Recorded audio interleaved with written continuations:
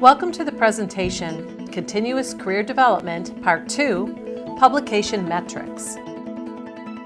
I think it's really important to get involved in research right away.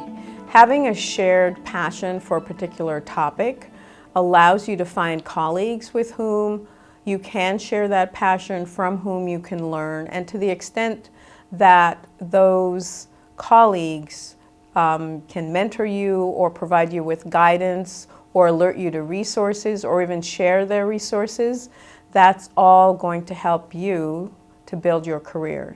That's part of what mentors do, the identification of resources and introductions. But I think mentees can also look around and try to be proactive in identifying persons with whom they might want to work.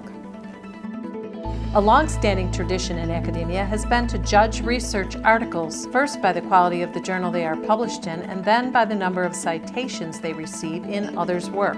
The journal impact factor measures the frequency with which the average article in a journal has been cited in a particular year.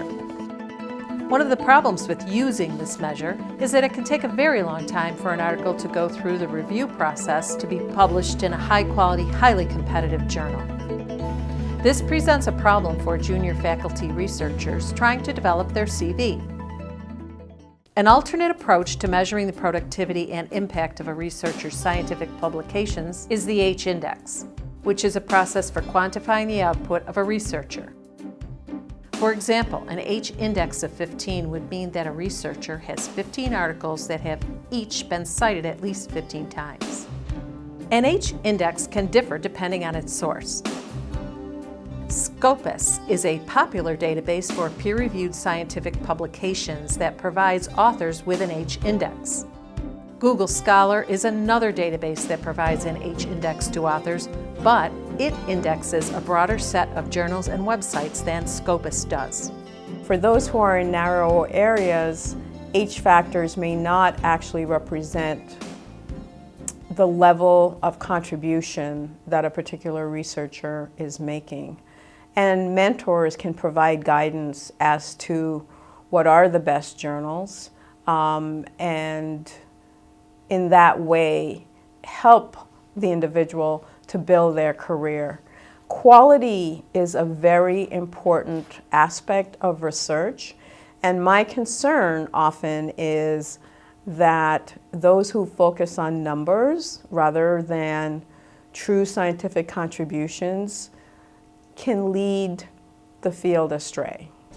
The I10 Index was introduced by Google Scholar and indicates the number of articles that have been cited at least 10 times. Because of the known problems with standard measures of scientific impact, research networking sites are being developed.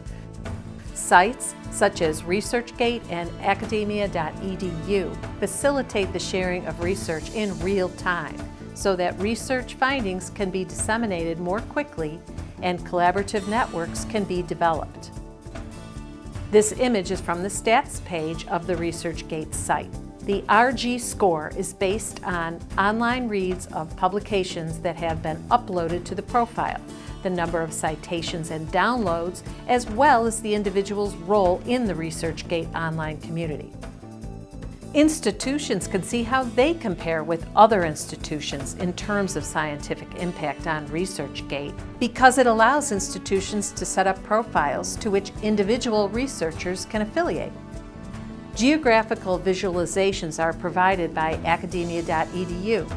All of the areas of the globe where a researcher's work has been accessed can be seen based on the known identity of the search engine used.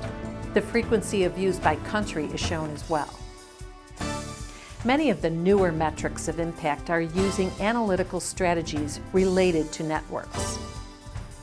Tools like the Science of Science import data from such sources as Scopus, NSF, and NIH, and analyze the collaboration networks behind the science as a way to show the impact of a researcher, a team of researchers, or an institution.